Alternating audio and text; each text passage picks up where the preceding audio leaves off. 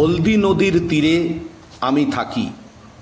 আমার বাসস্থান থেকে এই নদীর দূরত্ব কয়েক গজ মাত্র। প্রতিনিয়ত এখানে প্রচণ্ড জোরে হাওয়া বইতে থাকে। লোকে বলেন বঙ্গোপসাগরের ভার্জিন হাওয়া একদম সরাসরি চলে আসে, কারণ এখান থেকে হুগলি নদী বা গঙ্গার মোহনা সামান্য দূরে, তাই বঙ্গোপসাগর থেকে সরাসরি হাওয়া এখানে চলে আসে।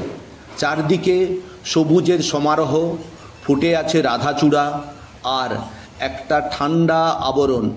সেই আবরণের মধ্যে আমাদের দিন কাটে। এত হাওয়া যে দরজা জানলাও খোলা যায় না। জানলাটা সবে খুললেও জানলায় পর্দা যেন উড়িয়ে নিয়ে যেতে চায় এই পাগলা হাওয়ায়।